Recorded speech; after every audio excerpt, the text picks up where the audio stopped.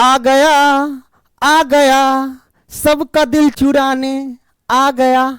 तो भाई मैं यहाँ पे सोशल साइंस पढ़ा करके सबका दिल में चुराने वाला हूं, क्योंकि आपका भाई सोशल साइंस इतना रापची के स्टाइल में पढ़ाने वाला है कि सीधा दिमाग में जाएगा।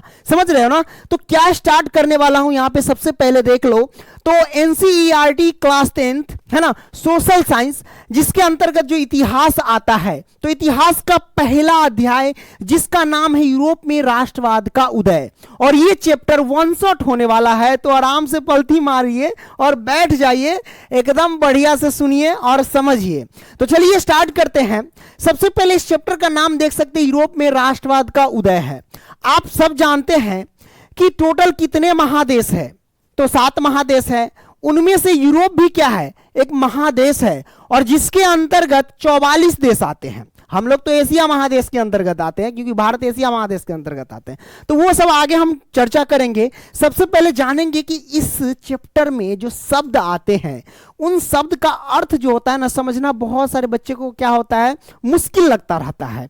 तो हम क्या करेंगे भाई, शब्द का अर्थ सबसे पहले समझेंगे रावजी के स्टाइल में। तो आइए शुरू करते हैं। यहां पे देख सकते हैं मैंने लिख दिया शब्द एवं अर्थ। तो चलिए शुरू करते हैं। सबसे पहले हम जानेंगे जनमत। यहां पे देख सकते हैं जनमत संग्रह, कभी कभी लटपटा जाता है। तो जनमत संग्रह का अर्थ क्या होता है, तो यहां पे मैंने लिख दिया कि किसी मुद्दे पर जनता की राय जानना। जैसे कोई मुद्दा उठाया आपने, है ना, और उसमें पूछो, जनता से पूछो क्या ये चीज जो हो रहा है ये सही हो रहा है या गलत हो रहा है। तो उसमें जनता अपना अपना राय देते हैं, अपना अपना मत देते हैं। समझ रहे हैं ना? तो किसी मुद्दे पर जनता की राय जानना ही क्या कहलाता है, जनमत संग्रह। जन यानी लोग, मत अपना अपना विचार ऐसे कह सकते हैं, है ना। कहते हैं ना कि मतदाता सूची में नाम जोड़ दीजिए, मतलब वोटर लिस्ट में, समझ रहे हैं ना। वोट गिराना मतलब मत अपना देना, तो यहां पे अपना विचार देना। तो किसी मुद्दे पर जनता की राय को जानना ही जनमत संग्रह कहलाता है। कोई दिक्कत नहीं ना? आइए अब हम जानते हैं सर निरंकुशता। यहां पे देख सकते हैं निरंकुशतावादी का मतलब क्या होता है। निरंकुशतावादी मतलब ऐसा वादी जिसमें लोगों की परवाह किए बगैर, लोगों का विचार जाने बगैर अपने मनमानी ढंग से जो चाहे आया वो किया, है ना। ये सब राजा लोग करते हैं, जो चाहे वो किया। ये सब निरंकुशतावादी के अंतर्गत आता है। यहां पे मैंने लिखा कि यह ऐसा व्यक्ति, यह एक ऐसा व्यक्ति, जो भी व्यक्ति होगा चुट्टा होगा। यह एक ऐसा व्यक्ति या संस्था होती है ना, जिसकी शक्ति पर कोई सीमा या रोक नहीं होता है ना, नहीं होता है, जो लोगों की राय की परवाह किए बगैर ही मनमाने ढंग से कार्य करता है। लोगों का कोई परवाह नहीं। ये ऐसा लोग जो होते हैं ना, लोगों पे समझो कि क्या कहते हैं, काफी ज्यादा जुल्म ढालता है ना। लोगों का मतलब लोगों के जो हित में होता है, हित के प्रति वो काम करता ही नहीं रहता। ये सब निरंकुशतावादी का मतलब ये हुआ। ठीक है, ये सब राजा सब ज्यादातर ऐसा होते हैं ये लोग। ठीक है, तो ये आपने बेहतरीन तरीके से समझ लिया निरंकुशतावादी और जनमत संग्रह का मतलब, है ना। नेक्स्ट आगे बढ़ते हैं। आगे हम समझेंगे कल्पना आदर्श, जिसे हम यूटोपिया भी कहते हैं। कल्पना आदर्श मतलब इसमें क्या होता है कि ऐसी विचार है जिसमें कल्पना करते रहते हैं कि हम ये बनेंगे वो बनेंगे, लेकिन इसको वास्तविकता से लेना देना नहीं रहता है। यहां पे देखो मैंने लिखा कि यह एक ऐसा विचार है जिसमें आदर्श या अच्छी बातें इतनी अधिक होती है, इतनी अधिक होती है कि इसका वास्तविक से यानी रियल लाइफ में इसके रूप से साकार होना लगभग असंभव ही होता है। रियल लाइफ में जैसे कि फिल्म वगैरह में देखते रहते हैं, मारता रहता है, एक फेंटा उड़ा के भेज देता है ना। तो वो कल्पना किया है ना उसमें, लेकिन इसको वास्तविकता से कोई लेना देना नहीं होता है। यह असंभव होता है वास्तव में। जैसे देखिए 20 मंजिल पर से हीरो कूद जाता है, लेकिन रियल लाइफ में यह असंभव ही होता है। ठीक है, तो उसी प्रकार से यहां है कि एक ऐसा विचार है, यह ऐसा थॉट है जिसमें आदर्श या अच्छी बातें इतनी अच्छी होती है, इतनी अधिक होती है कि आपको यकीन ही नहीं होगा कि इतनी अच्छी बात हो सकती है क्या, है ना। इतनी अधिक होती है कि इसके वास्तविक से रियल लाइफ से लेना देना समझो कि असंभव होता है। यह आपने समझ लिया। नेक्स्ट अब बात आती है कि राष्ट्रवाद क्या है ना। राष्ट्रवाद, अरे भाई देश के प्रति प्रेम रखना, है ना, स्नेह रखना, लगाव होना, एकदम जुड़ना, ये सब राष्ट्रवाद होता है। ठीक है, जैसे कि आपने देख लिया कि अपने राष्ट्र के प्रति स्नेह, प्रेम, देशभक्ति की भावना को ही हम क्या कहते हैं सर, राष्ट्रवाद कहते हैं। राष्ट्रवाद को ऐसे समझो जैसे पाकिस्तान और हिंदुस्तान का मैच चल रहा है, ठीक है, और पाकिस्तान बॉलिंग कर रहा है समझो, है ना, और बैटिंग कर रहा है क्या, तो हिंदुस्तान यानी भारत, है ना।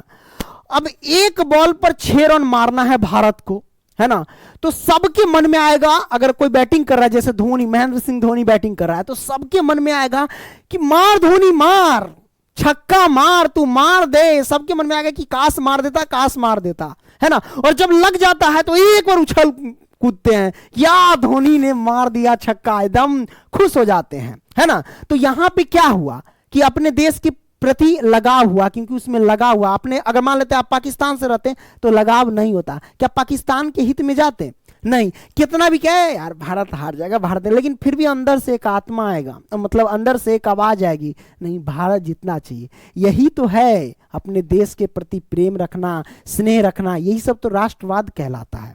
जैसे सैनिक है ना, युद्ध हो रहा है मान लो पाकिस्तान हिंदुस्तान में, तो हम युद्ध वो कर रहे हैं, लेकिन अंदर से हम आवाज दे रहे हैं कि नहीं भारत जीतना चाहिए इस युद्ध में, हमारा सैनिक अधिक से अधिक दुश्मनों को मार गिराए, है ना, अंदर से एक आवाज आएगी, है ना। तो यही तो है स्नेह प्रेम अपने देश के प्रति, तो ये सब राष्ट्रवाद कहलाया। क्लियर, आपने समझ लिया।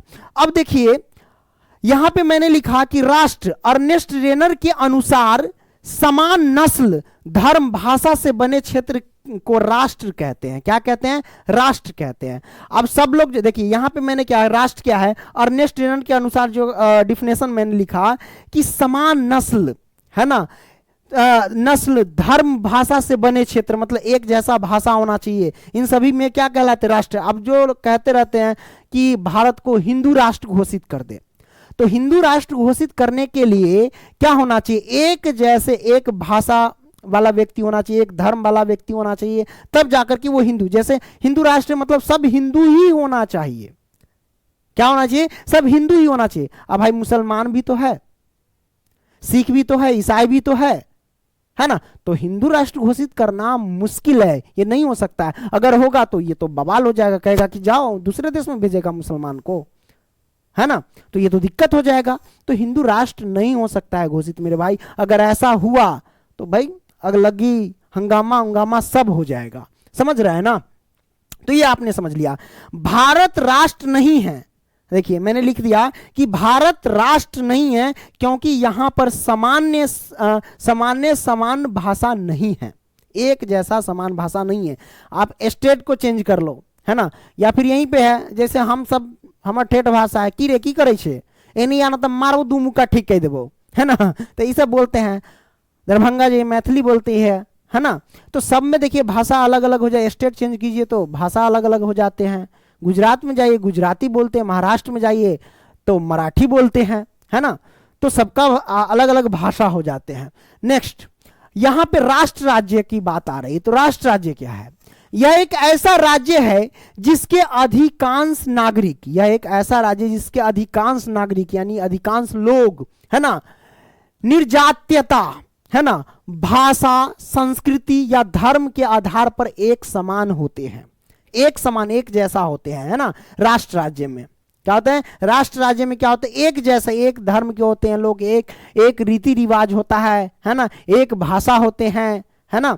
वही बात है यहां पे लिख दिया कि जिसके अधिकांश नागरिक, अधिकांश, मैक्सिमम, है ना, मैक्सिमम लोग जो हैं वो क्या हो जाते हैं, निर्जातीयता होते हैं, मतलब एक जाति के नहीं, एक जाति के होते हैं। मैक्सिमम लोग जो है निर्जातीयता, मतलब कि ये हुआ कि एक जाति के लोग, है ना, अनेक जाति के नहीं होने चाहिए, है ना। भाषा, संस्कृति या धर्म के आधार पर एक समान होते हैं, इस बात को ध्यान रखना। तो ये आपने समझ लिया। जैसे यहां पे मैंने लिख दिया कि फ्रांस में अधिकांश नागरिक फ्रेंच नस्ल के होते हैं और फ्रेंच भाषा बोलते हैं, है ना। तो ये आपने समझ लिया। नेक्स्ट में हम चलें, आगे बढ़ते हैं। अच्छा, क्या भारत राष्ट्र राज्य भारत, इसमें जैसे यहाँ पे मैंने लिखा कि फ्रांस में अधिकांश नागरिक फ्रेंच नस्ल के होते हैं और ये फ्रेंच भाषा बोलते हैं। क्या भारत में समान नस्ल के लोग हैं, समान भाषा के लोग हैं? नहीं है मेरे भाई, है ना। नेक्स्ट आगे बढ़ते हैं। नेक्स्ट हमारे पास है कि बहुराष्ट्रीय वंशानुगत साम्राज्य। बहुराष्ट्रीय वंशानुगत साम्राज्य के बारे में हम जान लेते हैं, इसका मतलब क्या होता है ना। तो यहां पे मैंने लिख दिया कि यह ऐसा राज्य होते हैं, क्या मैंने लिखा कि यह ऐसा राज्य होते हैं जिनमें रहने वाले नागरिक अलग अलग नस्लों धर्मों के होते हैं, है ना, और अलग अलग भाषाएं बोलते हैं, है ना। तो उसे हम क्या कहते हैं? बहुराष्ट्रीय वंशानुगत साम्राज्य बोलते हैं। तो बहुराष्ट्रीय वंशानुगत साम्राज्य में भारत भी आ जाएंगे, क्योंकि यहाँ पे अलग अलग भाषाएं के लोग बोलने वाले होते हैं, है ना, अलग अलग नागरिक होते हैं, मतलब अलग अलग नस्ल के भी होते हैं, अलग अलग धर्म के। जैसे हमारे देश में हिंदू मुस्लिम सिख ईसाई ये सब है ना। कहते हैं ना कि हिंदू मुस्लिम सिख ईसाई हम सब है भाई भाई, फिर भी आप कहते हैं, नारा एक तरफ लगाते हैं कि हिंदू मुस्लिम सिख ईसाई हम सब है भाई भाई, और दूसरे तरफ कहते हैं कि हिंदू राष्ट्र घोषित कर दो। कैसे होगा मेरे भाई, है ना। जैसे मैंने आपको लिख दिया कि ऑस्ट्रिया हंगरी का हैब्सबर्ग साम्राज्य बहुराष्ट्रीय वंशानुगत साम्राज्य है ना। ये भी आपने समझ लिया। ऐसे कह सकते हो भारत भी हमारे पास क्या है? बहुराष्ट्रीय वंशानुगत साम्राज्य है। नेक्स्ट अब आता है मेरे भाई उदारवादी और रूढ़िवादी के बारे में समझ लेते हैं, है ना। उदारवादी में क्या होता है? उदारवादी में क्या होता है? न डायरेक्ट कोई काम होता है, और रूढ़िवादी में क्या होता है? प्रोसेस से चलता है, पीढ़ी दर पीढ़ी, मतलब आराम से सीढ़ी बाई सीढ़ी चढ़ता है प्रोसेस से। जैसे कि आप ये समझो, इसे समझने के लिए उदारवादी में आप समझो कि लव मैरिज, शादी होता है ना, लव मैरिज, है ना। तो लव मैरिज में क्या होता है? डॉक्टर लड़की को भगाता है, मंदिरवा में लेके जाता है, बस आराम से माला पहनाता, हो गया, सिंदूर उंदूर किया, शादी हो गया, है ना। और रूढ़िवादी में ये समझो कि अरेंज मैरिज है ना। इसमें क्या होता है? सब जानते हैं, पहले लड़की देखो, उधर से फिर लड़का देखने आएगा, है ना। मतलब पहले लड़का देखने जाओ, फिर लड़की देखो, देख लिया सब कुछ ठीक है, अब कहो कितना लेवा, है ना। तो इतना 10 लाख, है ना, एगो कार चाहिए, सोना के चेन चाहिए, है ना। तो लड़की वाला कहे ठीक है, कुछ कम कीजिए, उसमें हो जाता है ऊपर नीचे कुछ कम, और जब कम हो जाता है ये बात हो गया फाइनल, तो ठीक है, अब छेका करो, जाओ लड़का को छेको, फिर लड़की को छेको, है ना, ये प्रोसेस, आ तब दिन धराओ, आ तब शादी हो। लेकिन ये जो भगौआ शादी होता है उसमें दिन धराता है नहीं ना। फोनवा आएगा उधर से लड़की का, हमरे भैया पप्पा लड़का देखने गए हैं, अब ई बात सुना कि ओकर जो बॉयफ्रेंड है ओकरा तो हार्ट अटैक लगेगा कि एकदम दर्द हो रहा है दिल में, अब उसको डर से हालत खराब कि अब हमर केकरो और हो जाई। अरे दुनिया के दस्तूर है, अगर लड़की सॉरी ऐसे कहो, अगर प्यार किए हो तो ब्रेकअप होना तय है, इस बात को फिक्स कर लेना। जब प्यार करते हो उसी समय कह देना कि ठीक है प्यार कर रहे हैं, ब्रेकअप होना तय है, ये भी आपने जान लिया उसी समय, ठीक है। तो यहां पे समझो उदारवादी क्या है? उदारवादी क्या है मेरे भाई? ये लव मैरिज जैसा है, और रूढ़िवादी क्या है? ये अरेंज मैरिज के जैसा है। उदारवादी में क्या होता है? उदारवादी जिसका अर्थ होता है आजादी, जिसका अर्थ क्या होता है? आजादी या स्वतंत्र, है ना। उदारवादी लोग तेज बदलाव और विकास को प्राथमिकता देते हैं, डायरेक्ट तेज बदलाव और विकास को ये डायरेक्ट प्राथमिकता देते हैं, है ना, उदारवादी। और रूढ़िवादी में क्या होता है? ऐसी राजनीतिक दर्शन जो परंपरा, स्थापित संस्थाओं और, है ना, रिवाजों पर जोर देती है और धीरे धीरे विकास को प्राथमिकता देती है, ऐसे समझो, ठीक है। ये आपने देख लिया, ये धीरे धीरे विकास को क्या करते हैं? प्राथमिकता देते हैं। अब नारीवादी क्या होता है ना। नारीवादी क्या है? तो स्त्री पुरुष की सामाजिक, आर्थिक एवं राजनीतिक समानता की सोच के आधार पर महिलाओं के अधिकार और हितों का बोध नारीवादी कहलाता है ना। अब तो जानते हैं कि अब पुरुष बाहर जाएगा तो महिला बाहर जाती है, पहले महिला को पढ़ने भी नहीं देती है, तो अभी समान अधिकार समझो कि एक प्रकार से मिला गया है ना। अब तो मर्द तैयार होगा उससे पहले अगर घर वाली तैयार होगा, है ना, हो जाएगी, और कहेगी हम चलबो, नहीं ले जाइएगा तो कहेगा क्या जानते हैं? जरूरी सौतनिया से मिले जाते होते, मतलब होता ही हमार कोई हमरे दुल्हा के गर्लफ्रेंड वगैरह से जाई तो मिले, अले हमरा घुमावे न लेके जाइए पार्क में, ठीक है। अच्छा, विचारधारा है ना, विचारधारा एक खास प्रकार की सामाजिक एवं राजनीतिक दृष्टिकोण इंगित करने वाली विचारों का समूह विचारधारा कहलाता है। विचारधारा जैसे किसी मुद्दे पर आपकी विचार क्या, आपकी राय क्या है ना। जैसे हाल ही में पवन जी से एंकर पूछी थी, कोई महिला एंकर थी, वो पूछी थी उसको टिकट मिला है ना सांसद का, शायद अब वो छोड़ भी दिया हमारे ख्याल से, है ना। तो उनसे पूछा गया था आपका विचारधारा क्या रहेगा, तो उन्होंने बोला मतलब पवन जी ने बोले मीन्स मतलब समझा नहीं। तो कहते हैं कि आप लोगों के लिए क्या करेंगे, है ना, आप क्या विकास करेंगे, है ना, आपका मुद्दा क्या रहेगा। तब कहते देखिए हम जहां से हैं विकास तो होगा ही, ये तो फिक्स है। देखिए और कुछ ज्यादा जानता नहीं हूं, आप हमसे सिंगिंग के बारे में पूछ सकते हैं, है ना, ऐसे पवन जी बोल रहे थे। तो होता है अब पढ़ाई से उनका ताल्लुक हट चुका है ना, वो छोड़ चुके हैं, तो हो सकता है इसमें लाइन में नहीं आए तो इसलिए नॉलेज नहीं है ना, या फिर घबरा गए अचानक टिकट मिलने के बाद है ना। तो ये आपने समझ लिया। तो विचारधारा, आपकी विचारधारा क्या है, आपकी राय क्या है, आप जब आएंगे सत्ता में तो क्या विकास करेंगे, इसके बारे में बताना है ना।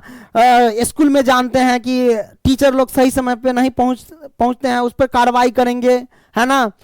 ब्लॉक में दलाली ज्यादा गिरी होता है, दलाली को कम करेंगे, है कि नहीं। जमीन विभाग में ज्यादा एक ही जमीन को दो बार रजिस्ट्री कर देता है, इस पर निगरानी रखवाएंगे, है ना। कोशिश करेंगे कि दाखिल खारिज जिस दिन मतलब रजिस्ट्री होता है उसी दिन या अगले दिन दाखिल खारिज भी हो जाए, ऐसा कुछ काम करेंगे, है ना। इस सब पर देखेंगे, ध्यान देंगे, रोड वगैरह बनवाएंगे बढ़िया से है ना। तो ये सब आप बोल सकते हैं आपकी विचारधारा जब सत्ता में आएंगे तो, है ना। तो आगे बढ़ते हैं, नेक्स्ट क्रांतिकारी के बारे में जान लेते हैं सर। क्रांतिकारी, यहां पे मैंने लिखा क्रांतिकारी क्या है।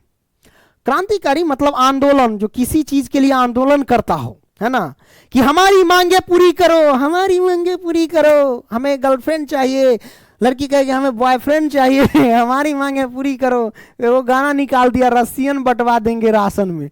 अब भाई आने दो हमको शासन में, रसियन बंटवा देंगे राशन में। ओ भाई ये गायक को तो हमको लगता है क्या कट, अच्छा बिजली कट गया, तोपों की सलामी दे देनी चाहिए, है ना कोई बात नहीं, निकालने तो ये सब फनी में रख सकते हो। तो क्रांतिकारी या स्थापित परंपराओं, संस्थाओं, विचारों और समान, है ना, शासन, सॉरी विचारों और शासन को एक झटके में बदलने का प्रयास करते हैं और इसके लिए हिंसा, है ना, धम की मृत्यु भी करते हैं, जैसे मेजनी और गैरीवाल्डी। अच्छा, मेजनी गैरीवाल्डी इसका भी मृत्यु हुआ था, है ना। तो मतलब अगर हम कोई आंदोलन करते हैं कि हमारी मांगे पूरी करो, है ना, तो इसके लिए, है ना, किसी चीज को पूरा करने के लिए चाहे हमको धमकी देना पड़े या किसी की मृत्यु हो जाए, है ना, ये भी करने के लिए तैयार है। यही सब क्रांतिकारी होते हैं, ठीक है, ये आपने समझ लिया। नेक्स्ट, अब बात आते हैं, हम जो पढ़ रहे थे यूरोप में राष्ट्रवाद का उदय, है ना। तो सब जानते हैं कि यूरोप क्या है, यूरोप महादेश है। महादेश किसे कहते हैं, जब कई देश मिलकर के एक देश का निर्माण करते हैं तो उसे हम महादेश कहते हैं, है ना। उसी तरीके से यूरोप भी क्या है, हमारे पास महादेश है। अब आपसे जब क्वेश्चन पूछा जाएगा कि टोटल कितने महादेश है, तो आप कहेंगे सर 7 महादेश है। महादेश को ही हम क्या कहेंगे, महाद्वीप कहेंगे। तो इसे ऐसे पूछेगा कि टोटल कितने महादेश है, तो आप कहेंगे 7, या ऐसे पूछे कि कितने महाद्वीप है, तो भी आप कहेंगे 7। इस बात को ध्यान रखना, ठीक है। तो यहां पे देख सकते हैं कौन कौन महादेश है। एशिया महादेश, अफ्रीका महादेश, उत्तरी अमेरिका महादेश, दक्षिणी अमेरिका, अंटार्कटिका महादेश, यूरोप महादेश और ऑस्ट्रेलिया महादेश, है ना। तो ये सारे के सारे महादेश हैं, 7 महादेश हैं। अब इससे क्वेश्चन ऐसे बनेंगे कि सबसे बड़ा महादेश कौन है, तो आप कहेंगे सर एशिया महादेश सबसे बड़ा महादेश है। सबसे छोटा महादेश कौन है, तो ऑस्ट्रेलिया महादेश जो है वो सबसे छोटा महादेश है। अब बात आती है, अगर आपसे कोई पूछे, आप भारत में है ना, अगर आपसे कोई पूछे कि भारत किस महादेश के अंतर्गत आता है ना, तो आप कहेंगे सर भारत जो है एशिया महादेश के अंदर आता है ना। अब मैं आपसे पूछूंगा कि एशिया महादेश में टोटल कितने देश है, तो आप कहेंगे 48 देश है। अफ्रीका में कितने देश है, तो 54 देश है ना। उत्तरी अमेरिका में कितने हैं, तो 23 देश है। दक्षिणी अमेरिका में कितने हैं, 12 देश है। अंटार्कटिका में कितने देश है, तो वहां देश बना ही नहीं है, 0 है। यूरोप में कितने देश है, तो 44 देश है। और ऑस्ट्रेलिया में कितने हैं, तो 14 देश है। ये आपने क्लियर कर लिया मेरे भाई। हेलो हेलो हो सर जी, हेलो हेलो, कहीं आवाजों ना गायब हो जाए। अच्छा ठीक है, अभी ब्लिंक तो नहीं कर रहा है, रहने देते हैं। बैटरियों देखना पड़ता है, कभी आवाज गायब हो जाएगा, डाउन हो जाएगा। तो अब इसी से मिलता जुलता कि अगर आपसे कोई पूछेगा महासागर कितने हैं सर, तो आप कहेंगे 5 महासागर है। टोटल महासागर कितने हैं सर, तो 5 महासागर हैं।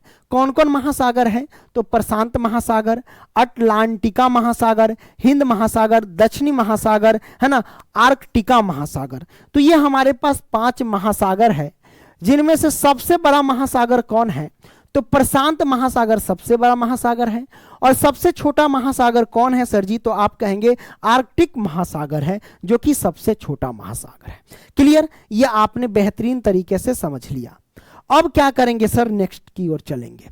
अब यहां पे देखिए, जैसे हम पढ़ क्या रहे हैं, यूरोप में राष्ट्रवाद का उदय, यही ना पढ़ रहे थे, यूरोप में राष्ट्रवाद का उदय, है ना। तो यूरोप में राष्ट्रवाद का उदय सबसे पहले कहां से हुआ, तो आप कहेंगे सर फ्रांस से। ये जो आप देख रहे हैं ये फ्रांस है। सबसे पहले यूरोप में राष्ट्रवाद का उदय कहां से हुआ, फ्रांस में हुआ।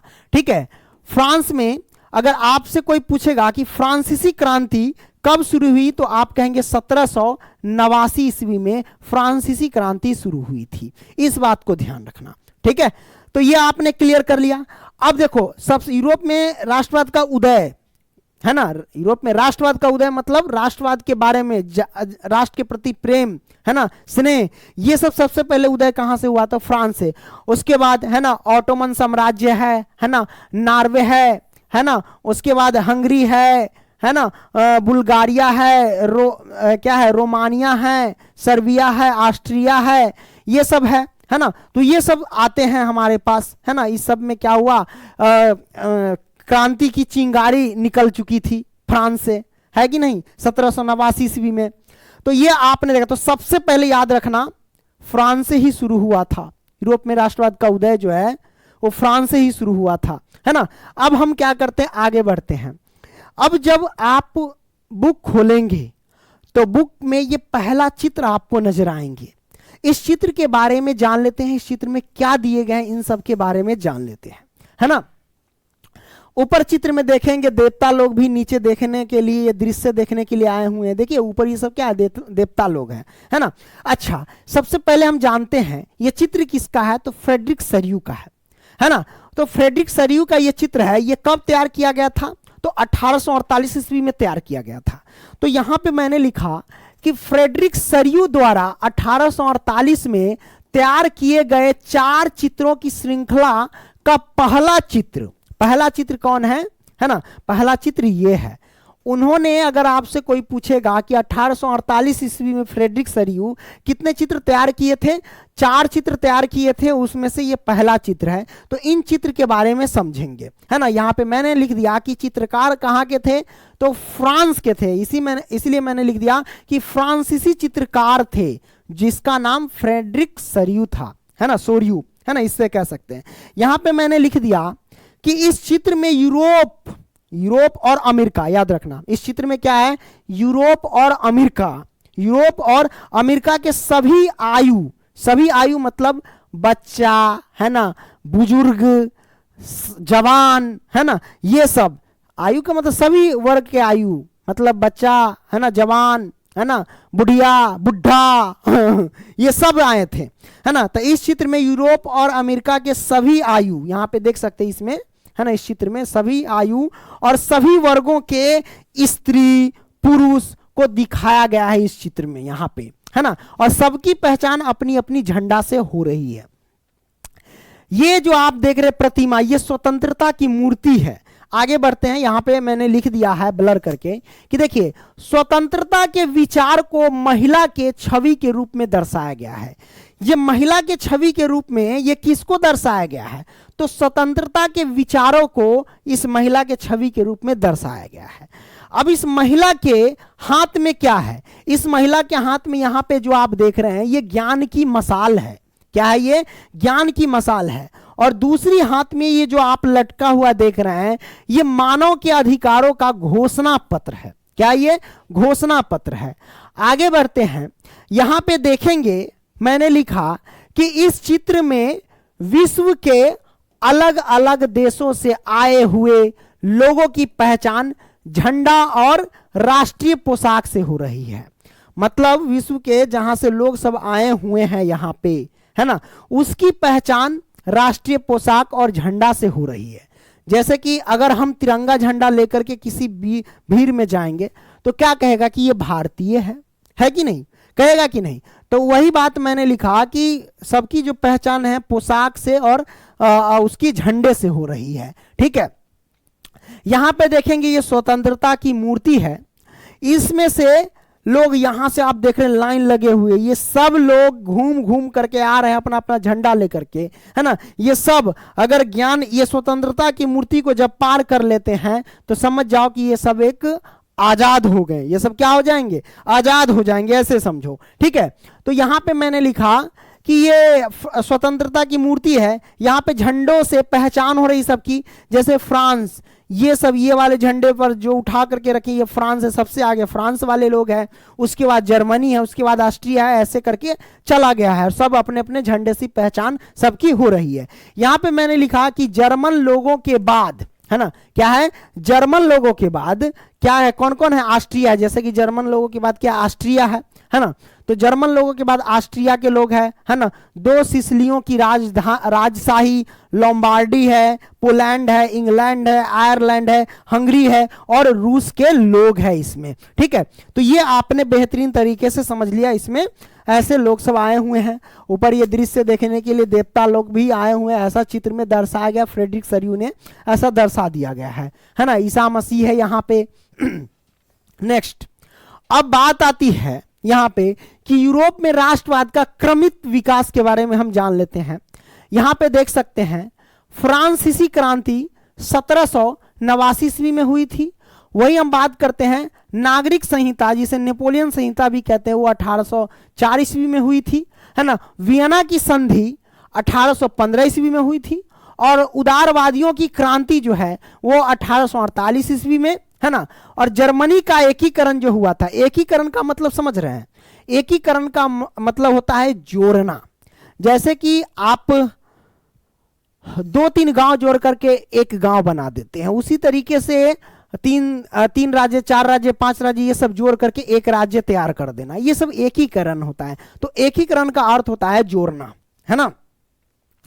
1866 से 1871 ईस्वी तक इटली का एकीकरण चला, जर्मनी का एकीकरण जो है 1866 से 1871 ईस्वी तक चला। और वहीं हम बात कर लेते हैं इटली का एकीकरण जो है 1859 ईस्वी से 1871 ईस्वी तक चला था। ठीक है, आइए इन सभी के बारे में जानते हैं। सबसे पहले इनके बारे में, ये क्या है? ये जो है इनका नाम लुई 16वां है। क्या है? लुई 16वां है ना। लुई 16वां के बारे में जान लेते हैं, ये कैसा है। ये जो आप देख रहे हैं बड़ी हरामी टाइप का है भाई, ये निरंकुशतावादी है, ये है ना, बड़ी डेंजर है। ये लोगों का परवाह किए बगैर ये अपना मनमाने ढंग से काम करता रहता है ना। इसीलिए तो 73 को, लुई 16वां को यहाँ जहाँ रहता था वहां के नागरिक फांसी पे लटका दिया, बवाले खड़ा हो गया था। आइए ना पढ़ते हैं।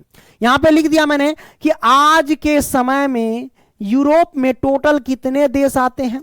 यूरोप में 44 देश हैं। कितने हैं? 44 देश हैं। 1850 से पहले, है ना, निरंकुशवाद शासन चल रहा था। 1850 से पहले कौन सा वाद चल रहा था? निरंकुशवाद शासन चल रहा था। निरंकुशवाद का मतलब समझ रहे हैं कि लोगों की परवाह किए बगैर ही अपने मनमाने ढंग से कार्य करना, है ना। लोगों के हित में ये नहीं सोचता था, है ना। लोग मरे कटे जो भी हो, घंटा फर्क किसको पड़ता है ना। तो निरंकुशवाद शासन चल रहा था। वहां के लोग राजाओं का दुराचारी से परेशान होकर, इसके दुराचारी से परेशान होकर क्रांति कर दी। क्या कर दी? क्रांति कर दी। और सबसे पहला, है ना, क्रांति फ्रांस में हुआ था। इस बात को ध्यान रखना। अगर आपसे कोई पूछे कि सबसे पहला क्रांति कहां हुआ था, तो आप कहेंगे फ्रांस में हुआ था। कहां हुआ था? फ्रांस में हुआ था। इस बात को ध्यान रखना, ठीक है। तो वही बात है, होकर क्रांति कर दी। और सबसे पहला क्रांति फ्रांस में हुआ था, है ना, हुआ था। उस समय फ्रांस के राजा लुई 16वां था। उस समय फ्रांस के राजा कौन था? यही इसका नकवा कथी तक है मारा वो दू फेर ठीक है कह देबो हिरवे बने छे भारत के ना है निवासी ध दे नाके तोड़ देबो तो हरम।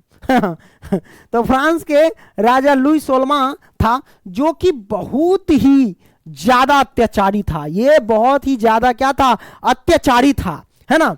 तो इसके अत्याचारी था, तो अत्याचार से पीड़ित होकर के फ्रांस के नागरिक जो था वो 1789 में, है ना, लुई 16वां को क्या कर दिया? फांसी पर लटका दिया। क्या कर दिया?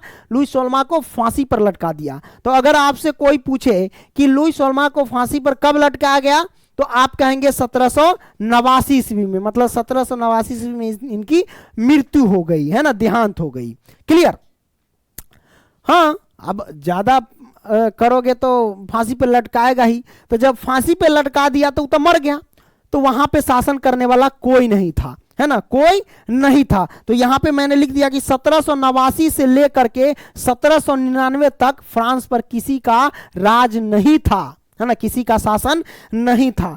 तो भाई राज तो किसी को करना होगा ना, चलाने के लिए देश को, है ना। तो लोकतांत्रिक देश बन गया था। क्या बन गया था? जब राज नहीं था तो क्या बन गया? लोकतांत्रिक देश बन गया। क्या बन गया? लोकतांत्रिक देश बन गया, है ना। अब हम क्या करते हैं?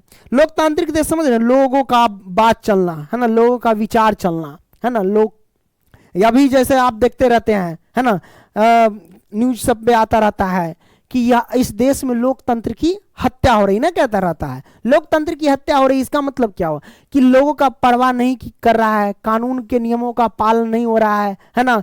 लोग क्या आंदोलन कर रहे हैं उसका कोई परवाह नहीं, क्या मांग रहे हैं, क्या उसकी मांग है, कोई पूरा नहीं करता है ना। अपने मनमानी ढंग से सबको अपने काम में लगा देता है। या फिर अगर कोई आवाज उठाता है ना, तो सीबीआई ईडी ये सब लगा करके जेल में ठूंस देता है ना। किसान के खिलाफ, मतलब किसान के लिए अगर कोई आंदोलन करता है ना, तो देखते हैं कीलुल बिछा देता है किसान के लिए, है ना। तो यहाँ पे क्या हो रही है? लोकतंत्र की यहाँ पे हत्या हो रही है ना। हम किसी नेता के विरुद्ध नहीं जा रहे हैं, हम एक बात बोल रहे हैं समझाने के लिए। अगर ऐसा हो रहा है तो समझ जाना कि लोकतंत्र की हत्या हो रही है, क्योंकि वहां लोगों का विचार नहीं सुना जा रहा है, लोगों की बातों को नहीं सुना जा रहा है। ठीक है, ये आपने समझ लिया। आगे बढ़ते हैं। फ्रांसीसी क्रांति की शुरुआत 1789 से हुआ। फ्रांसीसी क्रांति की शुरुआत कब से हुआ? 1789 ईस्वी से हुआ। वहां के लोग ने वहां राजतंत्र को खत्म करके प्रजातंत्र लाया। राजतंत्र को, मतलब राजतंत्र में क्या होता है? राजतंत्र में राजाओं की बात चलती है ना। राजतंत्र में राजाओं की बात चलती है, राजा जो सुनाएगा वही होगा। तो राजतंत्र को क्या किया गया? खत्म कर दिया गया। राजतंत्र को खत्म करके क्या लाया गया? प्रजातंत्र लाया गया। उस समय जैसे कि लोकतंत्र होता है ना, उसी तरीके से उस समय प्रजातंत्र का मतलब ये हुआ कि प्रजा की बात चलना। प्रजा यानी जनता, प्रजा ही हुआ, है ना। उनकी बात सुनना, है ना, उनके कहने अनुसार चलना, है ना, कि उनकी बात अगर सही है तो उनके हिसाब से चलना। तो ये सब प्रजातंत्र, है ना, प्रजा की बात को सुनना। तो प्रजातंत्र लाया जाए, है ना, लाया गया। और सामूहिक पहचान बनाने के लिए कदम उठाया जो निम्नलिखित है। तो कौन कौन कदम उठाया यहां पे देख सकते हैं। पहला जो है प्रत्येक राज्य में एक स्टेट जनरल चुना गया, उसका नाम बदलकर असेंबली रख दिया गया।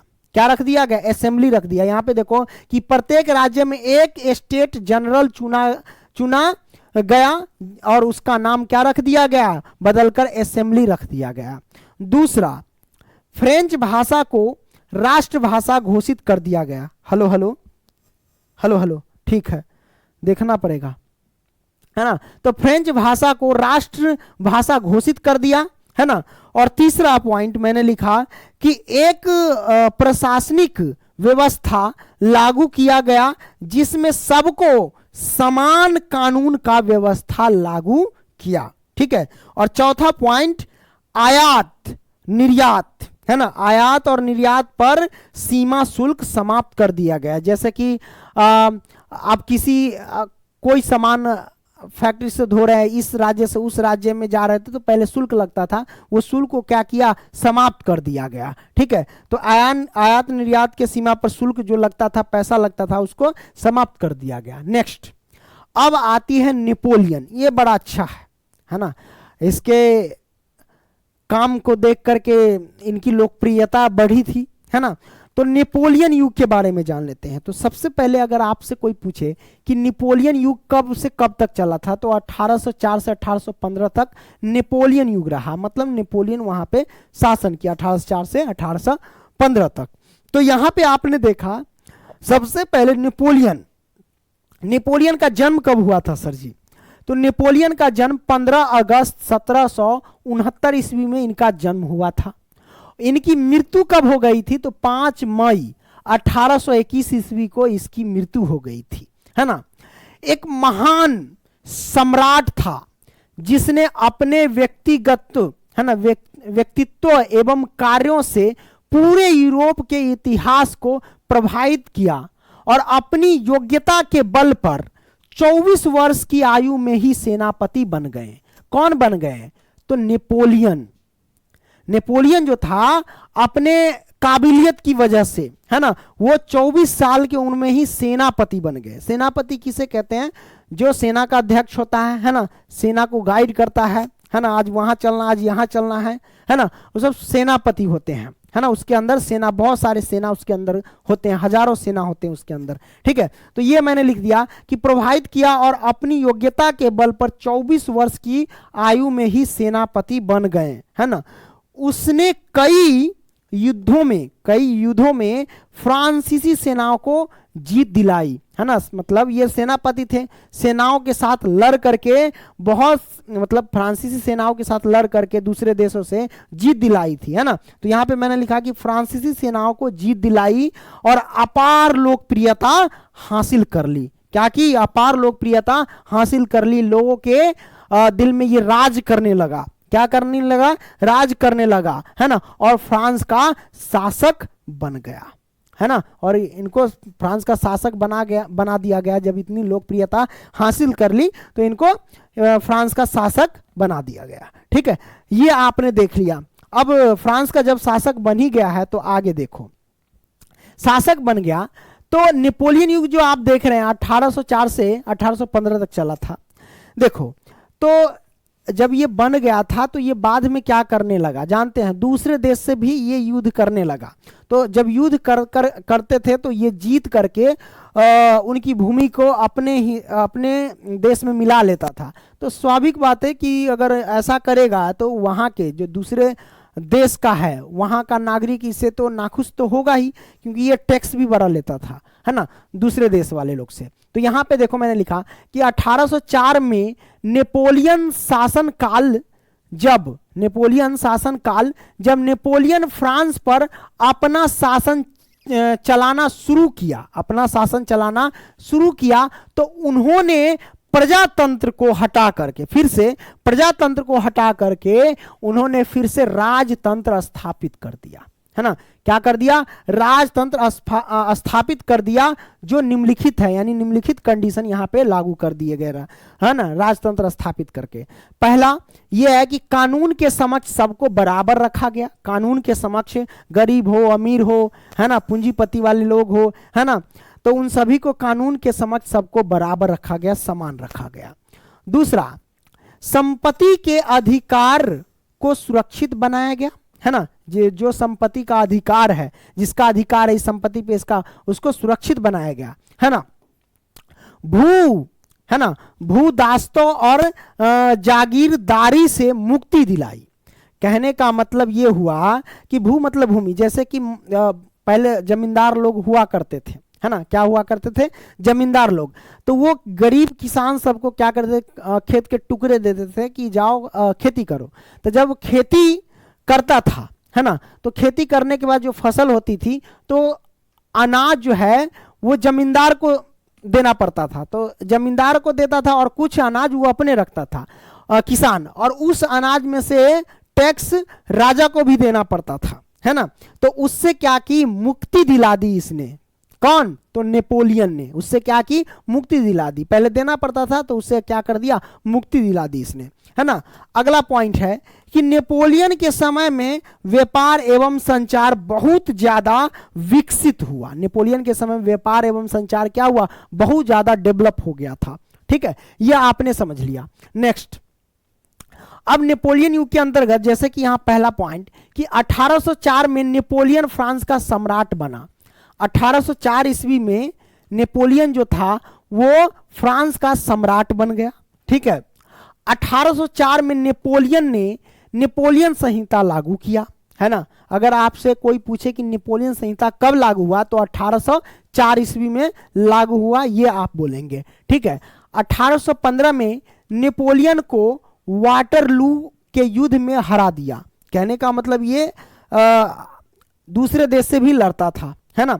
तो लड़ने के बाद जीतता था तो अपने देश में वहां की भूमि सबको शामिल कर लेता था, है ना, क्षेत्र ले लेता था, है ना। तो एक समय ऐसा आया कि शेर का भी सवा शेर होवे करता है ना। एक बार हार गया। ये क्या हुआ कि 1815 में नेपोलियन जो था वो वाटरलू के युद्ध में हार गया। किस युद्ध में हारा? वाटरलू के युद्ध में हरा दिया गया इसको, है ना। तो मित्र राष्ट्र जो है, मित्र राष्ट्र में जैसे कि ब्रिटेन है, रूस है, प्रसा है, ऑस्ट्रिया है, ये सब हरा करके क्या किया, नेपोलियन को कैद कर लिया।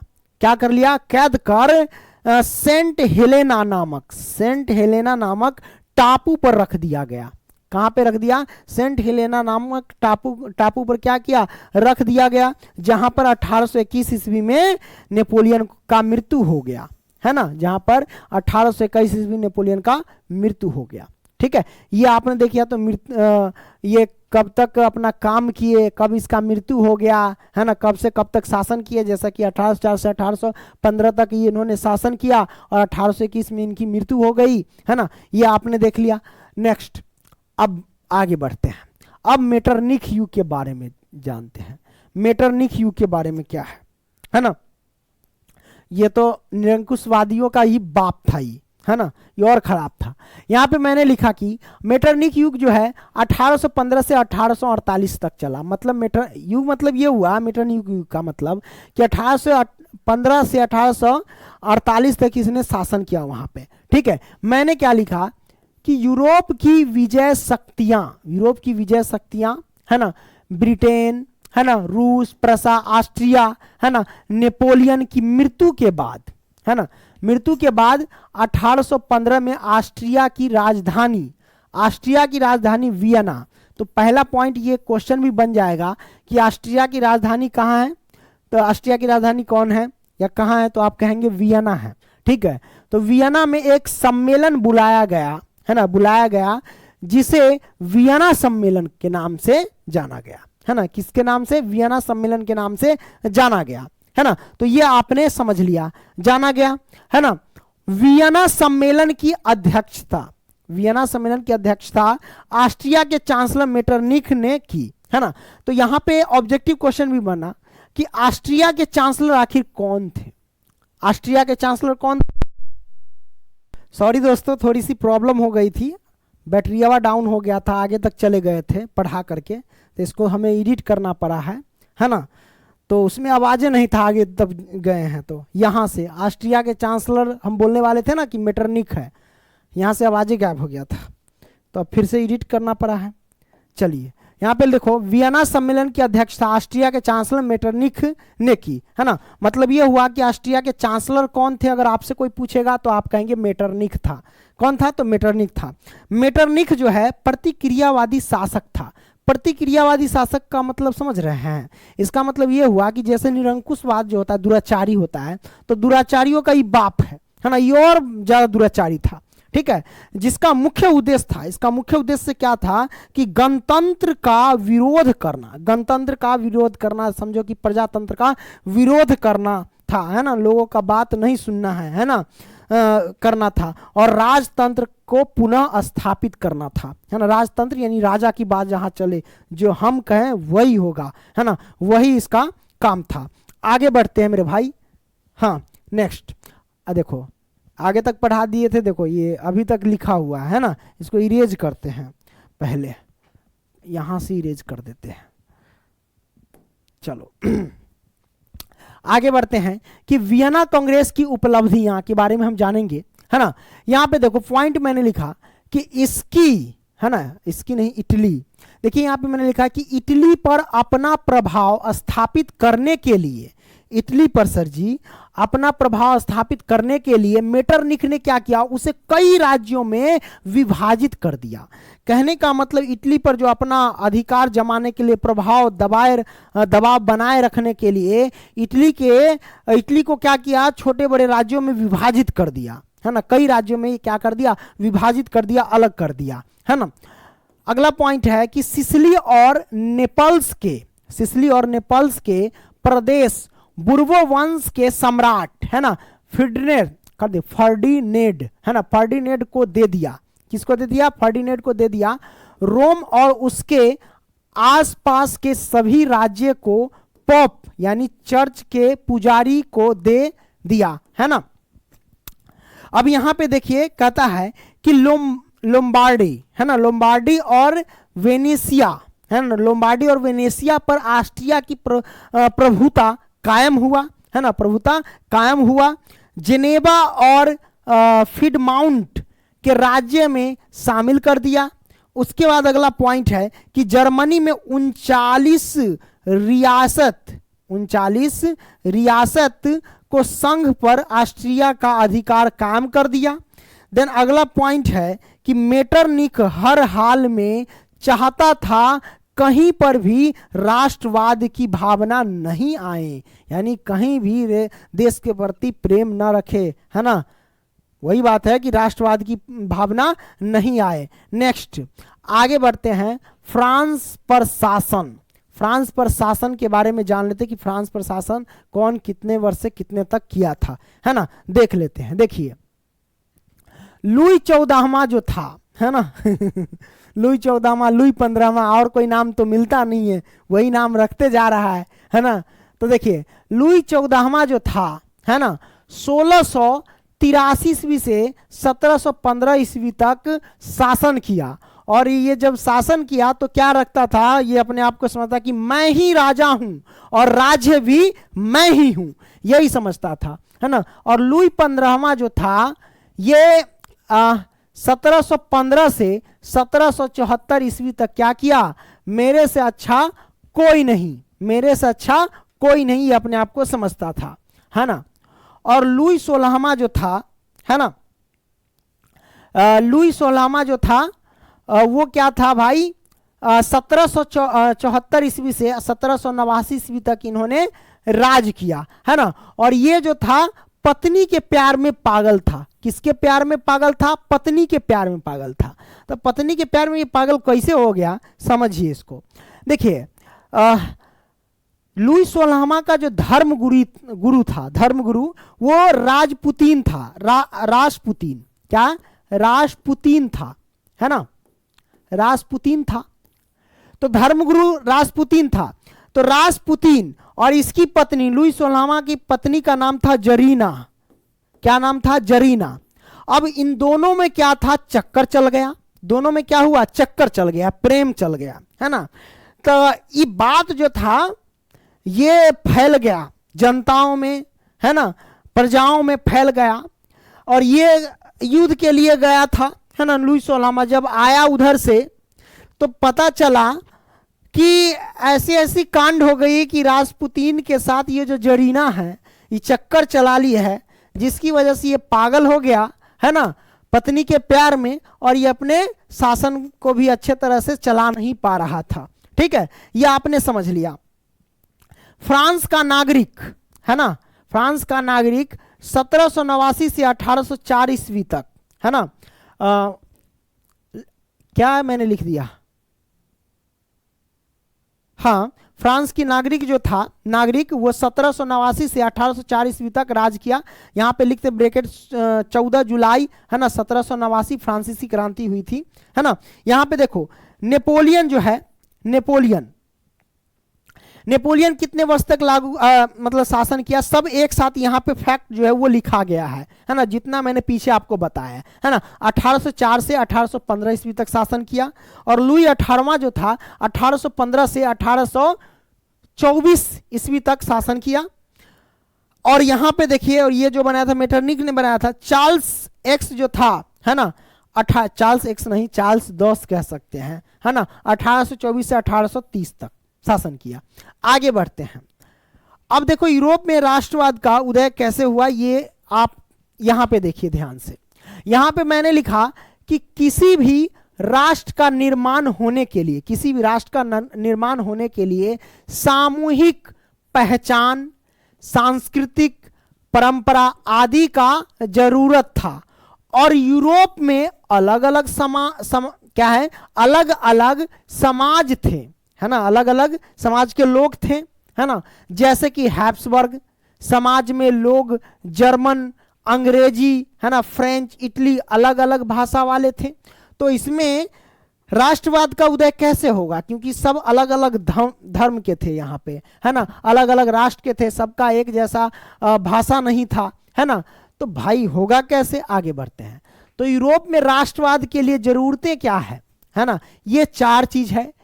यूरोपीय समाजवाद की रचना है ना, संरचना कह सकते हो, उदारवादी राष्ट्रवाद है ना, रूढ़िवाद और क्रांतिकारी। तो इन सभी के बारे में हम बेहतरीन तरीके से समझेंगे। आइए, यहां पे मैंने लिखा कि यूरोपीय समाज की संरचना 19वीं शताब्दी के पहले दो भागों में बांटा गया था। 19वीं शताब्दी के पहले कितने भागों में, दो भागों में बांटा गया था। पहला उच्च वर्ग और दूसरा निम्न वर्ग। उच्च वर्ग को कुलीन वर्ग कहा जाता है, उच्च वर्ग को क्या कहा जाता है, कुलीन वर्ग कहा जाता है।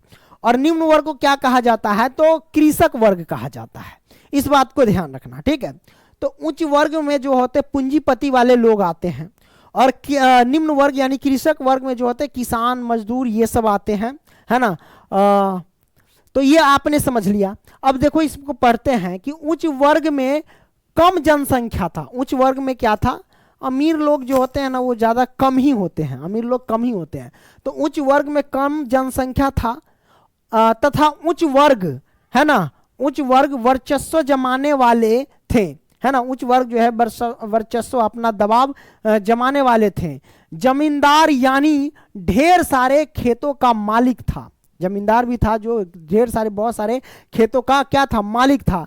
सभी अधिकार दिए जाते थे इनको, सभी अधिकार जो था वो दिए जाते थे उच्च वर्ग के लोग में।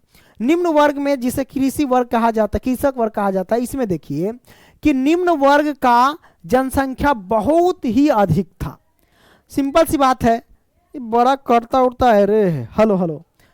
सब जानते हैं कि निम्न वर्ग में जो लोग आते हैं वो ज़्यादा, गरीब सब जो होता है उसका जनसंख्या ज़्यादा ही होता है, क्योंकि गरीब लोग काफ़ी ज़्यादा होते हैं है ना। तो निम्न वर्ग का जनसंख्या बहुत ही अधिक था है ना। निम्न वर्ग यानी जमीनहीन, निम्न वर्ग यानी जमीनहीन है ना, जिसके पास जमीन ना हो, जमीनहीन कहते हैं। जिसके पास भूमि ना हो उसी को भूमिहीन कहते हैं। यानी निम्न वर्ग वाले लोगों के पास जमीन नहीं था, जमीन नहीं था।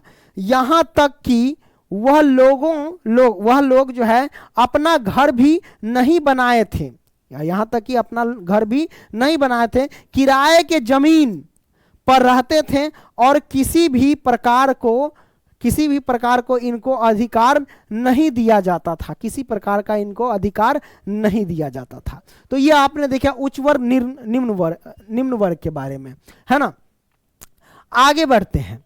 यूरोप समाज और असमान रूप से, है ना, विभाजित थे। यूरोप समाज जो है ना असमान रूप से क्या थे, तो विभाजित थे।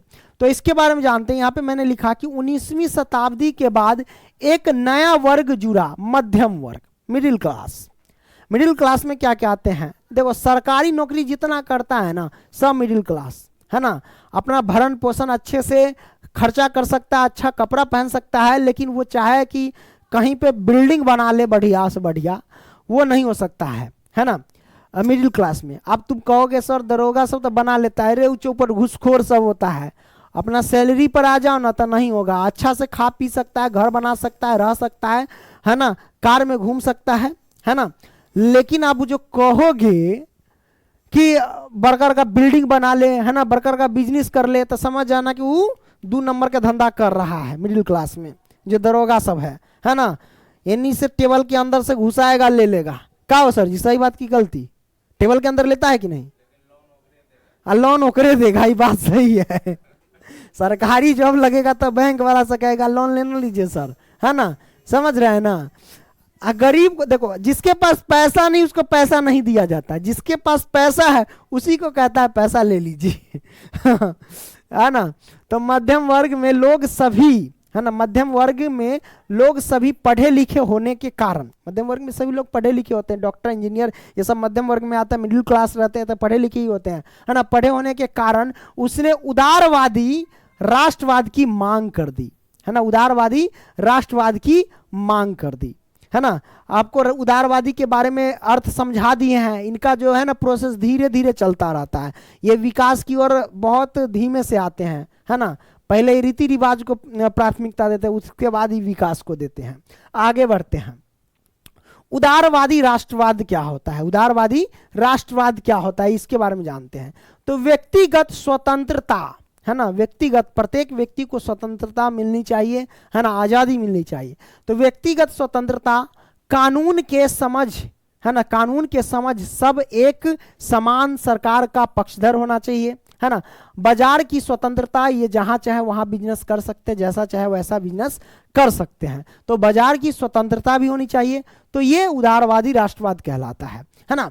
इस उदारवादी राष्ट्रवाद के चलते राष्ट्रवाद का विचार जो है सब जगह फैलने लगा, है ना। सभी लोगों का मांग होने लगा, है ना, उदारवादी राष्ट्रवाद चाहिए, है ना। ऐसा जब जान लिया तो क्या हुआ कि इस उदारवादी राष्ट्रवाद के चलते राष्ट्रवाद का विचार सब जगह फैलने लगा, है ना। और उसकी मांग होने लगी, किसकी? उदारवादी की, कि उदारवादी होने चाहिए, जिससे, है ना, जिससे, है ना, हम लोग स्वतंत्र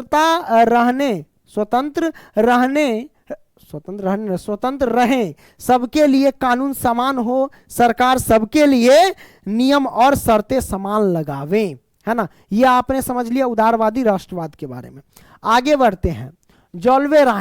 जॉल्वेराइन एक संस्था है, किसकी? तो व्यापारियों की संस्था है। ये ऑब्जेक्टिव क्वेश्चन है, आप लोग लिख लेना। जॉल्वेराइन किसकी संस्था है? तो व्यापारियों की है ना। इसमें व्यापारी लोग सब आते हैं, तो इनके बारे में जान लेते हैं। व्यापारियों लोग का क्या राय विचार है ना।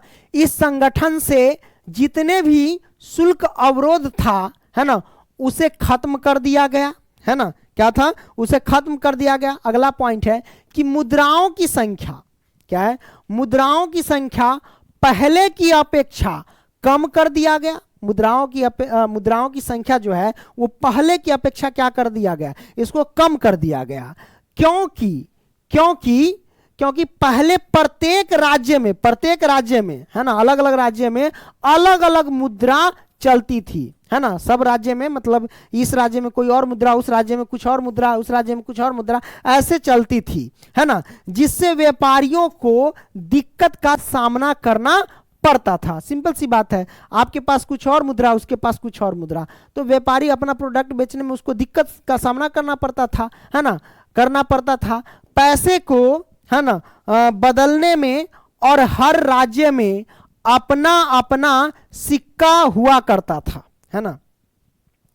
पैसे को बदलने में, और हर राज्य में क्या होता था, अपना अपना सिक्का हुआ करता था, है ना। लेकिन मुद्राओं की संख्या कम करके 2 कर दी गई। मुद्राओं की संख्या जो है कम करके कितनी, 2 कर दिया गया। और इससे, है ना, इससे पहले 30 से भी ज्यादा मुद्रा वहां पर थी, है ना। ये आपने समझा। तो जलवेराइन के बारे में जो संस्था व्यापारियों की, तो व्यापारियों की कुछ यहाँ पे थॉट है वो आपने जान लिया। आगे बढ़ते हैं सर। यहाँ पे देखिए कि नेपोलियन के समय केवल पुरुष, नेपोलियन के समय केवल पुरुष जिसके पास धन था वही वोट दे सकते हैं। वही जैसे वोट गिरता है ना, वही वोट दे सकते हैं जिसके पास, वो ऐसा पुरुष जिसके पास पैसा हो, खूब हो, धन हो, वही लोग वोट दे सकते थे। किसके समय में, तो नेपोलियन के समय में। चौपट, है ना।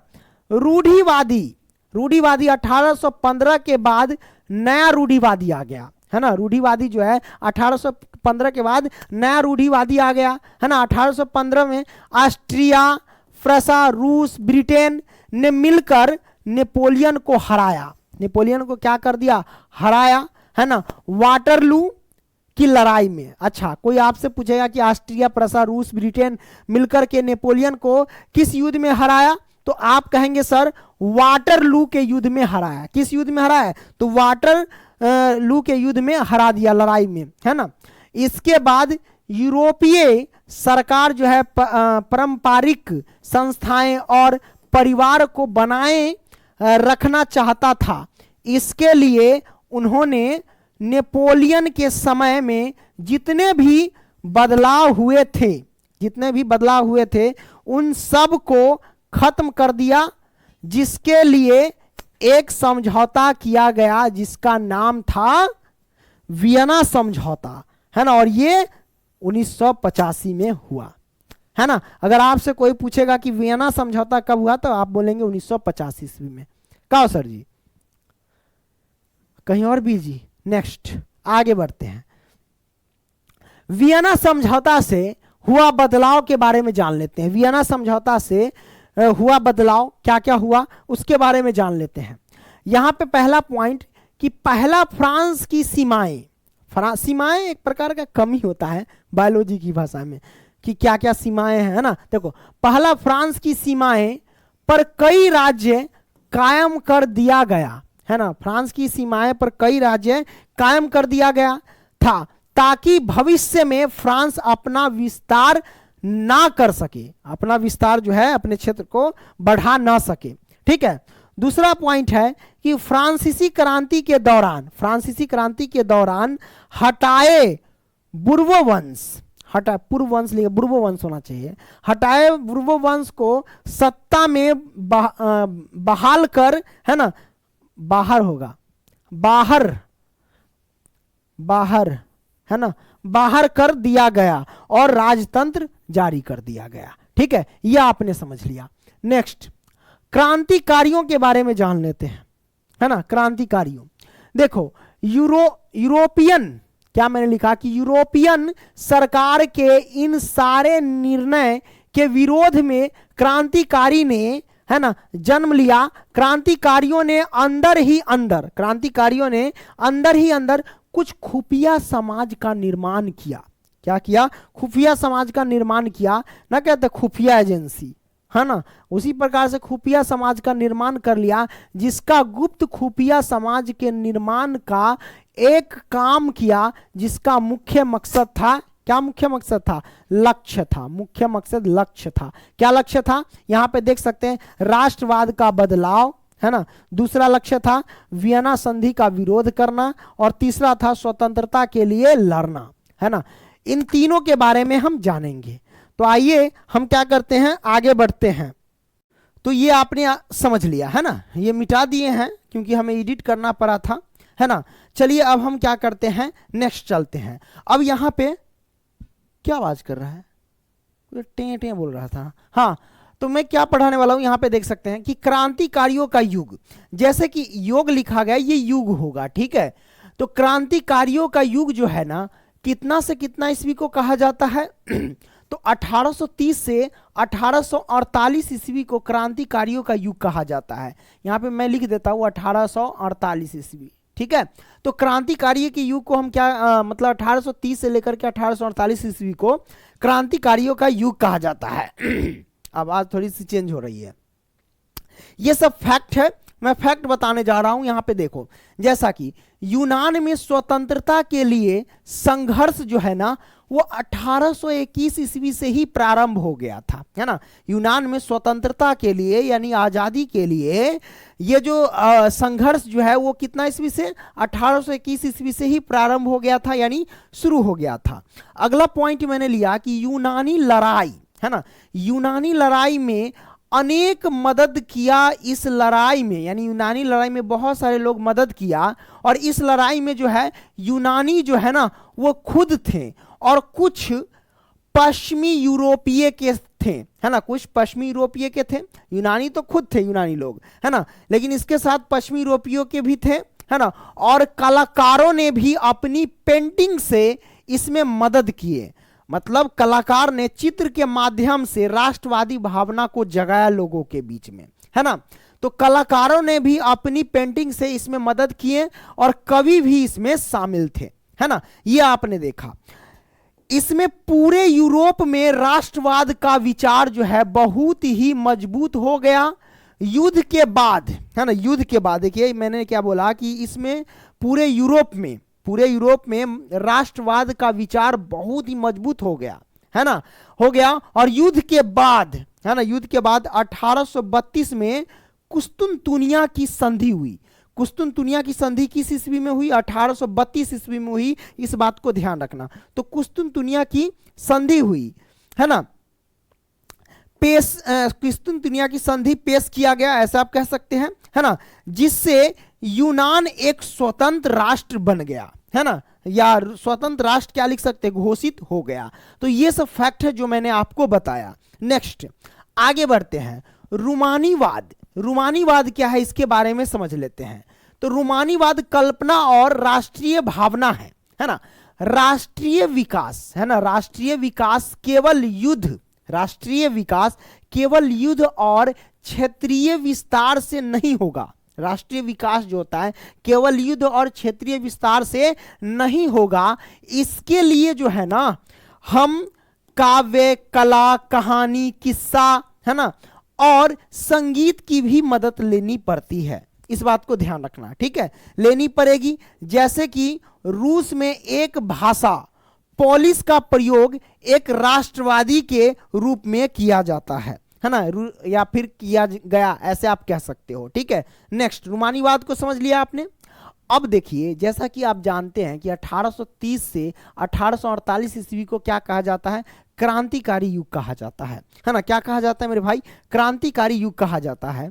तो इसमें देखिए मैंने लिखा कि यूरोप की आर्थिक स्थिति, यूरोप की उस समय क्रांतिकारी युग जब था, जिसमें जैसे 1830 से 1848 ईस्वी को क्रांतिकारी युग कहा जाता है, और उस समय यूरोप की आर्थिक स्थिति, है ना, यानी पैसे से, है ना, तो आर्थिक स्थिति बहुत ही कठिन में थी, बहुत ही कठिन में थी। इस समय में यूरोप का स्थिति इतना डगमगा गया था कि भूखमरी जो है ना, भूखमरी यूरोप में शुरू हो गया, है ना। इस समय मतलब इतना आर्थिक स्थिति इतना डगमगा गया, जो यूरोप में क्या हो गया? भूखमरी आ गया। क्या आ गया? भूखमरी आ गया, या भूखमरी शुरू हो गया था, है ना। क्योंकि इस समय में जो यूरोप के लोगों ने खेतों में अनाज के लिए जो पौधे लगाए थे, सभी क्या हुए? डूब गए थे। सभी पौधे क्या गए थे? डूब गए थे। और इधर क्या शुरू हो गया? भूखमरी जो है ना वो शुरू हो गया। तो मैंने लिखा इधर भूखमरी शुरू हो गई। बहुत ही ज्यादा कठिनाई का सामना करना पड़ा, है ना, इस समय में यूरोप के लोगों को, ठीक है, इस बात को ध्यान रखना। नेक्स्ट आगे देखिए, जन विद्रोह क्या है? जन विद्रोह के बारे में जानते हैं। देखिए, यूरोप के जितने भी लोग थे, यूरोप के जितने भी लोग थे, उसने सरकार के, है ना, जन का मतलब होता है लोग, लोगों का विद्रोह के बारे में जान लेते हैं।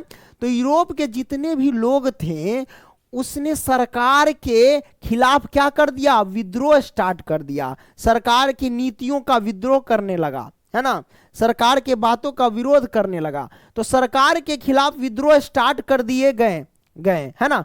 सरकार को वह लोग बताना चाह रहा था कि आपकी अब मनमानी नहीं चलेगी, है ना, आपकी तानाशाही नहीं चलेगी, नहीं चलेगी, नहीं चलेगी, क्योंकि अब हम लोग भूखे प्यासे मर जाएंगे, आपका नियम शर्त मुझे पसंद नहीं है ना। आप हमें जो जरूरत है उस चीज की पूर्ति करें, यानी जो जरूरत है उस चीज की पूर्ति करें, क्योंकि वो पूर्ति नहीं कर रहे थे। तब जाकर के जन विद्रोह स्टार्ट हो गया और वहां के शासक उखाड़ फेंक उठा, है ना। अब यहाँ पे देखिए जर्मनी के एकीकरण के बारे में देखते हैं, जर्मनी का एकीकरण, है ना। तो यहाँ पे दिया गया है, जरा देखिएगा, मैंने लिखा क्या 1848, है ना। 1848 ईस्वी में यूरोपियन सरकार ने बहुत कोशिश किया, यूरोपियन सरकार, यूरोप के जो सरकार थे वो बहुत कोशिश किया, परंतु वह जर्मनी के एकीकरण नहीं कर पाया। जर्मनी के एकीकरण के लिए 1848 ईस्वी में यूरोपियन सरकार जो थे वो एकीकरण के लिए बहुत प्रयास किया, लेकिन उससे नहीं हो पाया, है ना। क्योंकि राष्ट्र का निर्माण यह उदारवादी पहल राजशाही और फौज ने मिलकर दबा दिया, मिलकर क्या किया, दबा दिया, है ना। तो जब उससे निर्माण नहीं हो पाया, एकीकरण नहीं हो पाया, तो यह भार जो है ना किसने ले लिया, यह भार प्रशा ने ले लिया, यह भार जो है प्रशा ने ले लिया। और उस समय प्रशा का मुख्यमंत्री कौन था, ऑटोमन, है ना, ऑटोमेन बिस्मार्क था, है ना। उस समय प्रशा का मुख्यमंत्री कौन था तो ऑटोमेन बिस्मार्क था, है ना। जिनको प्रशा राष्ट्रीय, है ना, एकीकरण का मतलब जानते हैं, एकीकरण का मतलब होता है जोड़ना। जैसे बहुत सारे गांव हैं, है ना, उस सब को जोड़ करके एक गांव बना देना, नया बड़ा गांव बना देना, ये सब एकीकरण कहलाता है, जोड़ना, एकीकरण का मतलब। तो एकीकरण का नेतृत्व किया 7 वर्ष के दौरान और ऑस्ट्रेलिया, है ना, ऑस्ट्रेलिया, डेनमार्क और, है ना, डेनमार्क और फ्रांस से, तीनों से युद्ध में प्रशा की जीत हुई, प्रशा की क्या हो गई, जीत हुई, और एकीकरण की प्रक्रिया जो है पूरी हुई। तथा जनवरी 1871 में वर्साय में हुए एक समारोह में प्रशा ने राजा विलियम प्रथम के जर्मन का सम्राट घोषित कर दिया, है ना। आगे बढ़ते हैं। अब जर्मनी के एकीकरण की बाधाएं क्या थी, जर्मनी के जब एकीकरण हो रहा था तो उसकी बाधाएं क्या थी, ये आपको बताना है ना। तो यहां पे लिखो, जर्मनी पूरी तरह से विखंडित राज्य था। जर्मनी जो था वो पूरी तरह से क्या था, विखंडित राज्य था, है ना, अलग अलग भाग में बटे हुए थे, है ना, विखंडित राज्य था, जिनमें 300 छोटे बड़े राज्य थे। उनमें धार्मिक, राजनीतिक तथा सामाजिक विषमताओं भी मौजूद थी। वहां प्रशा शक्तिशाली राज्य था, वहां जो था प्रशा जो था वो शक्तिशाली राज्य था, है ना, एवं अपना प्रभाव बनाए हुए था। उसमें जर्मन राष्ट्रवाद की भावना का अभाव था, है ना, जिसके कारण एकीकरण का मुद्दा, है ना, उनके समझ में नहीं था। ठीक है, यह आपने देख लिया। अगला पॉइंट यहां पे देख सकते हैं। अगला पॉइंट है कि इटली जर्मनी, देखिए यहां पे इटली जर्मनी का एकीकरण के इतिहास में, इटली जर्मनी का एकीकरण, इटली और जर्मनी के एकीकरण के इतिहास में 19वीं सदी के पहले, है ना, पहले इटली में 13 राज्य थे। इटली में कितने राज्य थे, 13 राज्य थे, है ना। इटली के एकीकरण का जनक, इटली के एकीकरण का जनक किसे कहा जाता था, तो जोसेफ मेजनी को कहा जाता था। मेजनी का पूरा नाम जोसेफ मेजनी है, ठीक है। तो इटली के एकीकरण का जनक, जनक यानी पिता, है ना, किसे कहा जाता था उस समय, जोसेफ मेजनी को माना जाता था, है ना। अब देखिए अगला पॉइंट है कि मेजनी का जन्म जिनेवा में हुआ था। मेजनी का, जोसेफ मेजनी जो है, इनका जन्म कहाँ हुआ था, तो जिनेवा में हुआ था, है ना। इटली के एकीकरण में सबसे बड़ा बाधक कौन था, तो ऑस्ट्रिया था। इटली के एकीकरण में सबसे बड़ा बाधक कौन था, तो ऑस्ट्रिया था, इस बात को ध्यान रखना, ठीक है।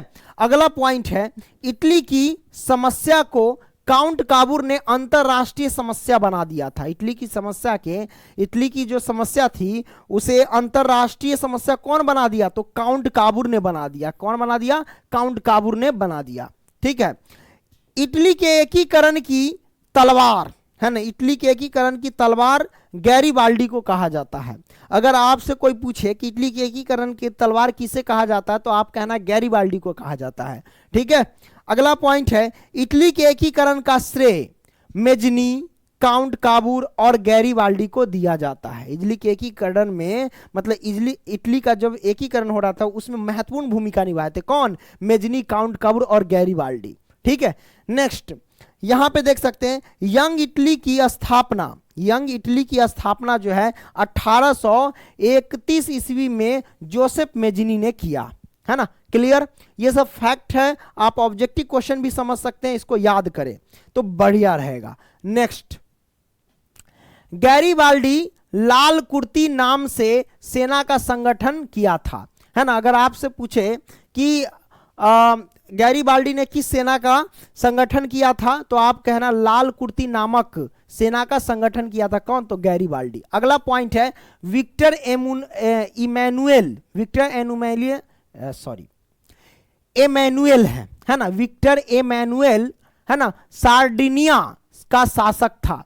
विक्टर एमैनुएल जो था वो कहां का शासक था? तो सार्डिनिया का शासक था, है ना। अगला पॉइंट है इटली के एकीकरण की शुरुआत, इटली के एकीकरण की शुरुआत जो है लोम्बार्डी और सार्डिनिया राज्यों के मेल से हुई थी, है ना। इटली के एकीकरण की शुरुआत किसके मेल से हुई थी? तो लोम्बार्डी और सार्डिनिया के मेल से हुई थी। ठीक है, अगला पॉइंट है इटली राज्य का, इटली राष्ट्र, है ना, इटली राष्ट्र का जन्म 2 अप्रैल 1860 को मना जाता है ना।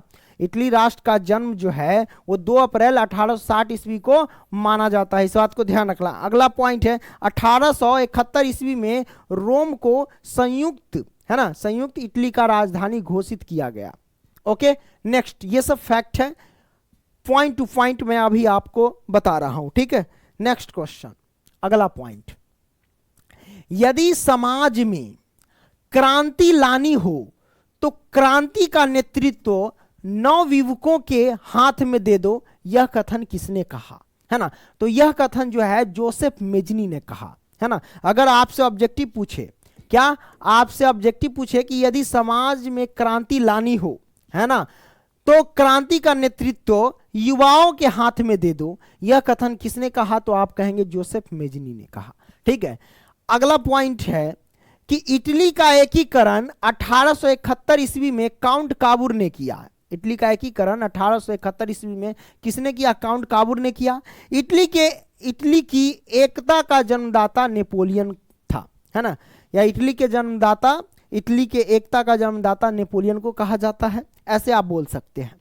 नेक्स्ट पॉइंट, आगे बढ़ते हैं चार्ल्स 10 के बारे में। तो चार्ल्स 10 का शासनकाल के बारे में जान लेते हैं क्या है ना। देखिए, चार्ल्स 10 बहुत ही प्रतिक्रियावादी शासक था, है ना, बहुत ही प्रतिक्रियावादी शासक था। चार्ल्स 10 जो था वो बहुत ही प्रतिक्रियावादी शासक था, है ना। चार्ल्स 10 ने पोलिगनेट बोल सकते हैं, तो पोलिगनेट को प्रधानमंत्री बना देता है ना। अमीर लोगों को मतदान देने का अधिकार दिया, है ना, कौन दिया? तो चार्ल्स 10 ने। गरीब लोग तथा महिला को मतदान देने का अधिकार नहीं दिया, किसने? तो चार्ल्स 10 ने। गरीब तथा महिला को शिक्षा का अधिकार नहीं था, है ना। 28 जुलाई 1830, है ना, 28 जुलाई 1830 में जनता में आक्रोश आ गया जब ये सब नहीं दिया तो, है ना। 1830 के फ्रांसीसी क्रांति के कारण क्या थे इसके बारे में बताना है। तो पहला कारण आप ऐसे कह सकते हैं कि मेटरनिक की प्रतिक्रियावादी नीति, है ना, चार्ल्स 10 की निरंकुश शासन, ये सब समझ गए हैं, सबके शब्द का अर्थ आप समझ चुके हैं कि प्रतिक्रियावादी क्या है, निरंकुश शासक क्या होता है ना, शासन क्या होता है। चार्ल्स 10 जनतंत्रवादी भावना को दबाना, है ना, उदारवादियों द्वारा अभिजात वर्ग की व्यवस्था का विरोध करना, तो ये सब इनके कारण थे। 1830 के फ्रांसीसी क्रांति के कारण ये सब आप डाल सकते जब आपसे पूछे तो। नेक्स्ट, 1830 के फ्रांसीसी क्रांति के परिणाम क्या? वो तो कारण थे, लेकिन परिणाम क्या आया, है ना। तो पहला परिणाम यह हुआ कि चार्ल्स 10 फ्रांस की गद्दी छोड़कर इंग्लैंड भाग भाग गया, है ना, इसे इंग्लैंड भागना पड़ा।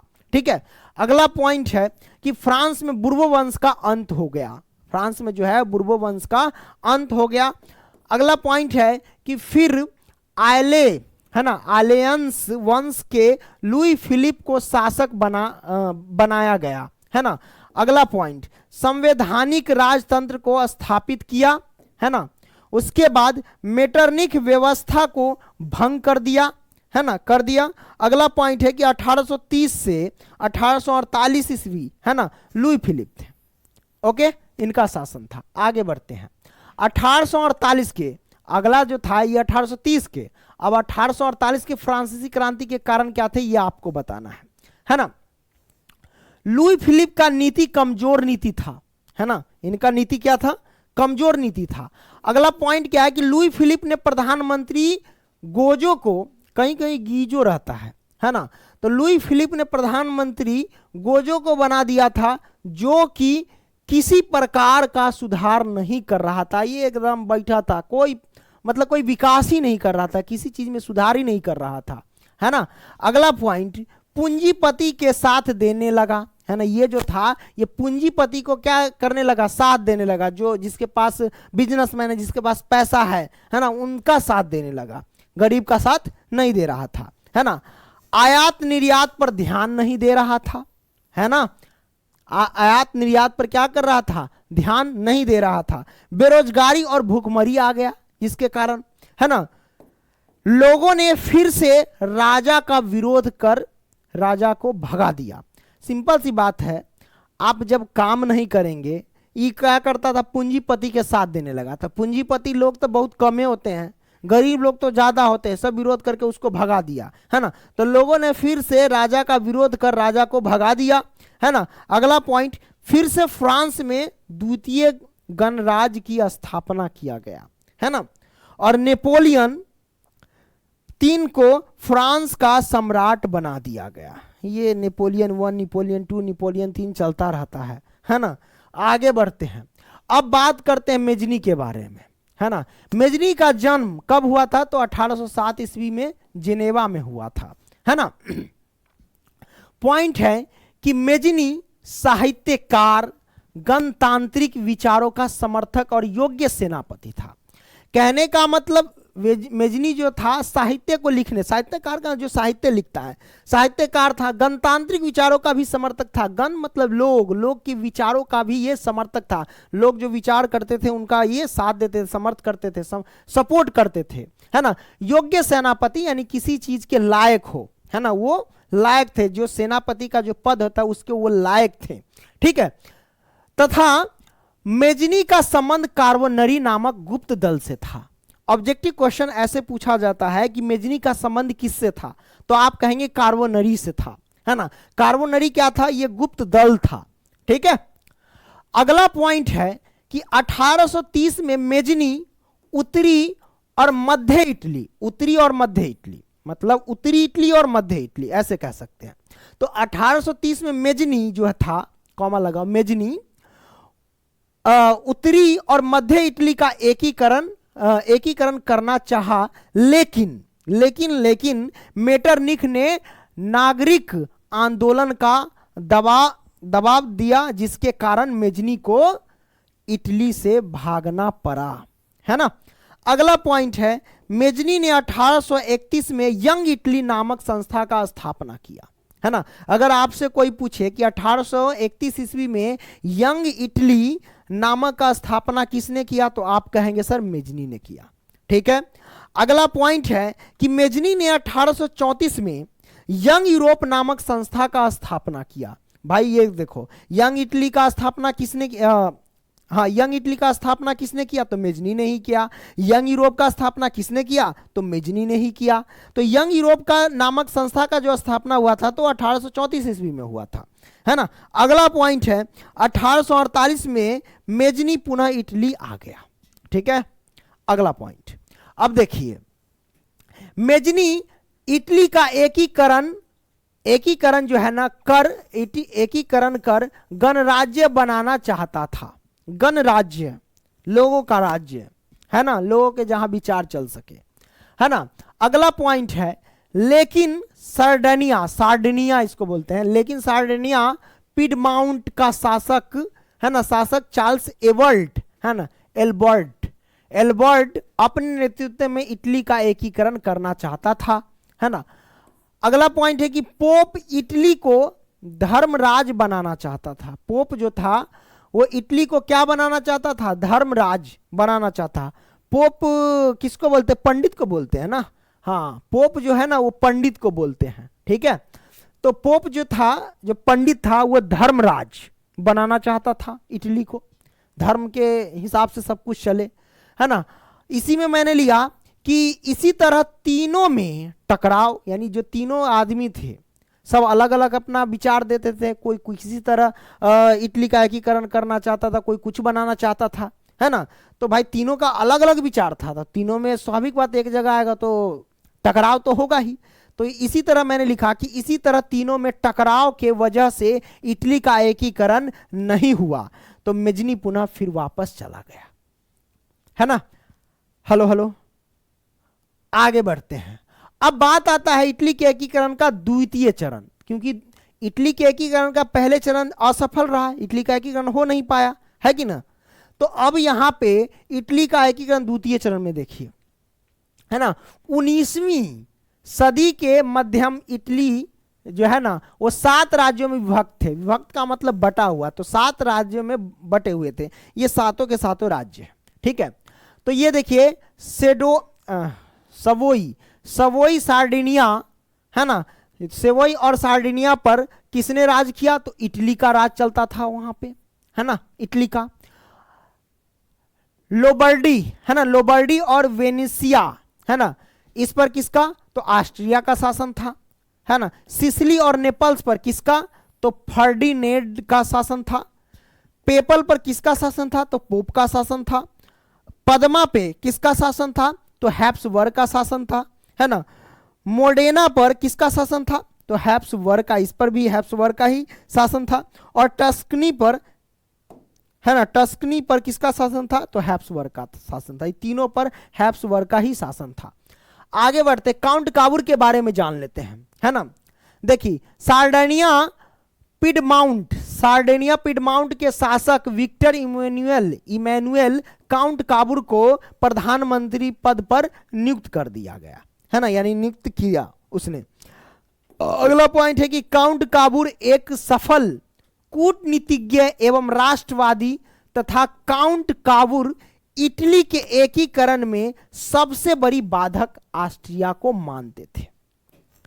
अगला पॉइंट है कि 1853 से 1854 के, है ना, क्रीमिया के युद्ध में जो है ना ऑस्ट्रिया को हराने के लिए काउंट काबूर ने क्या किया, काउंट काबूर ने फ्रांस के तरफ से भाग ले लिया, है ना, किसको हराने के लिए, तो ऑस्ट्रिया को हराने के लिए, है ना।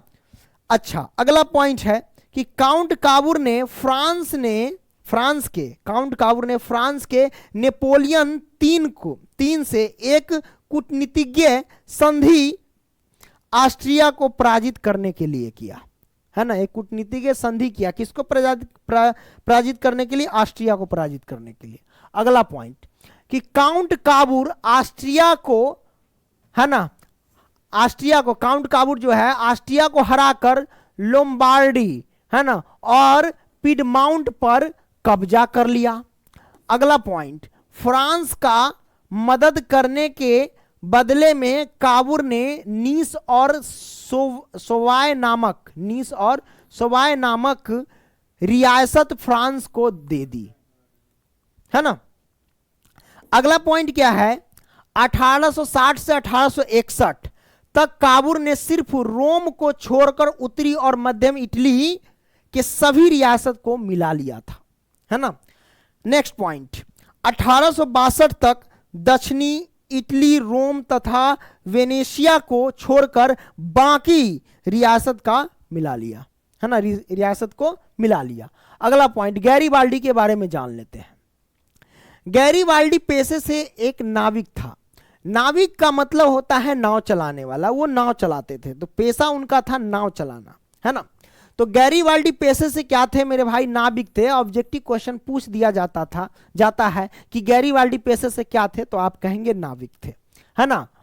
और मेजनी के विचार का समर्थन, है ना, मेजनी के विचार का समर्थन तथा परंतु, देखिए मेजनी के विचार का समर्थन करते थे कौन? तो गैरीबाल्डी।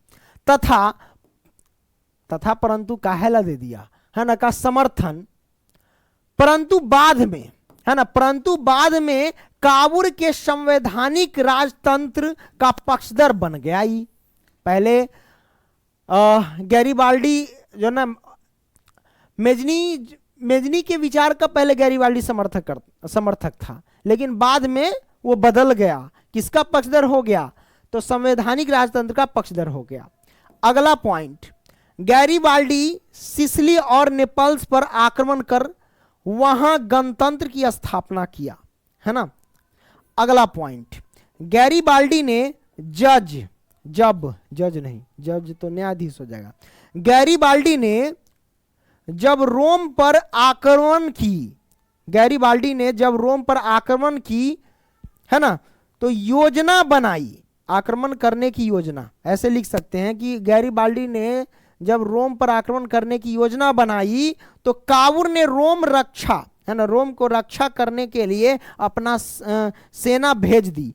इसी बीच की गैरीबाल्डी भेंट काबुल से हो गया, है ना। अगला, वह दक्षिण इटली के जीते गए क्षेत्र को विक्टर इमैनुअल को दे दिया। सब पॉइंट है तो ज्यादा इसमें कुछ बहस करने की जरूरत नहीं है, सब पॉइंट हमने लिख ही दिया है ना। 1862 में काबुल की मृत्यु हो गया। काबुल की मृत्यु कब हुई थी सर? तो आप कहेंगे सर 1862 ईस्वी में काबुल की मृत्यु हो गई थी, काउंट काबुल की, है ना। 1871 में फ्रांस प्रसा युद्ध के दौरान विक्टर इमैनुअल ने रोम को इटली में मिला लिया। रोम को किसमें? इटली में मिला लिया और रोम अपना राजधानी घोषित कर दिया, है ना। अगला पॉइंट है, इस प्रकार इटली का एकीकरण 1871 में पूर्ण हुआ। तो इटली का एकीकरण किस ईस्वी में पूर्ण हुआ? 1871 ईस्वी में पूर्ण हुआ। नेक्स्ट, जर्मनी का एकीकरण के बारे में जान लेते हैं। जर्मनी का एकीकरण देखिए, जर्मनी का एकीकरण बिस्मार्क ने किया। पहला पॉइंट कि अगर आपसे कोई पूछे कि जर्मनी का एकीकरण किसने किया तो आप कहेंगे बिस्मार्क ने किया, है ना। पॉइंट यहां लिखा गया है, एकदम फैक्ट। बिस्मार्क प्रसा के शासक विलियम प्रथम का प्रधानमंत्री था। बिस्मार्क वो कहां का शासक? प्रसा के शासक, है ना। प्रसा के शासक विलियम प्रथम का क्या था? प्रधानमंत्री था, है ना। जर्मनी का सबसे शक्तिशाली राज्य कौन था? प्रसा था। जर्मनी का सबसे शक्तिशाली राज्य, जर्मनी में बहुत सारे राज्य हैं तो उसमें शक्तिशाली राज्य कौन था? प्रसा था, है ना। अगला पॉइंट, बिस्मार्क जर्मनी का एकीकरण प्रसा के नेतृत्व में चाहता था। बिस्मार्क जो था किसका? जर्मनी का एकीकरण करने के लिए किसके नेतृत्व में? प्रसा के नेतृत्व में करना चाहता था, है ना। विलियम को जर्मन संघ के सम्राट का ताज 8 फरवरी 1871 ईस्वी में पहनाया, है ना। अगला पॉइंट है कि बिस्मार्क को सबसे अधिक भय किससे था? तो फ्रांस से था। बिस्मार्क को सबसे अधिक भय किससे था? तो फ्रांस से था।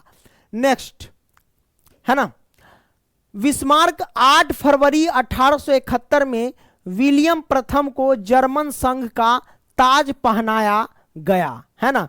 बिस्मार्क को सबसे अधिक डर किससे था? फ्रांस से था, ये मैंने आपको बता दिया, है ना। ऑस्ट्रिया का चांसलर कौन था? मेटरनिख था। अगर आपसे कोई पूछे कि ऑस्ट्रिया का चांसलर किसे कहा जाता है? मेटरनिख को कहा जाता है। तो ऑस्ट्रिया का चांसलर मेटरनिख था। इसका जन्म कब हुआ था? तो 15 मई, क्या होगा? 15 मई 1773 ईस्वी में हुआ था, है ना। तो जन्म इतना में हुआ था। को कॉबजेल यानी मेटरनिख को कॉबजेल नामक नगर में हुआ था, है ना। मतलब 1773 को कॉबजेल नामक नगर में हुआ था, है ना। उनके पिता का संपत्ति तथा जागीर जो भी था नेपोलियन बोनापार्ट ने जब्त कर लिया, है ना।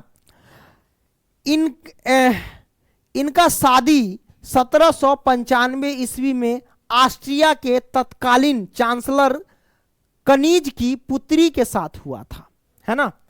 फ्रैंकफर्ट संविधान का सभा, है ना, मई 1848 में किया गया है ना। वान माल्टेक वान रून और सेनापति था और रक्षा मंत्री विलियम प्रथम के शासन काल में प्रशा का विस्मार को, है ना, प्रशा का और विस्मार को 23 सितंबर 1862 में प्रशा का चांसलर बनाया गया, है ना। विस्मार को 23 सितंबर 1862 ईस्वी में कहाँ का चांसलर बनाया गया? प्रशा का चांसलर बनाया गया, है ना। आगे बढ़ते हैं। 1866 में सेरेजोवा के युद्ध में ऑस्ट्रिया ने प्रशा के आगे आत्मसमर्पण कर दिया तथा 23 अगस्त 1886 के संधि में ऑस्ट्रिया जर्मन संघ में शामिल हुआ।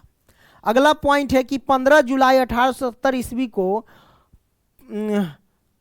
प्रथा तथा फ्रांस, ये प्रशा होगा, क्या होगा? प्रशा तथा फ्रांस के बीच सेडान का युद्ध हुआ तथा नेपोलियन तृतीय ने प्रशा के आगे 1 सितंबर 1870 को ही आत्मसमर्पण किया। ठीक है, अगला पॉइंट है 10 मई 1871 ईस्वी को फ्रांस तथा प्रशा के बीच फ्रांस तथा प्रशा के बीच फैंकफर्ट की संधि, फ्रैंकफर्ट की संधि होगा, ये गलती लिखा, फ्रैंकफर्ट की संधि 10 मई 1871 ईस्वी को फ्रैंकफर्ट की संधि हुई, ऐसा लिखो, है ना।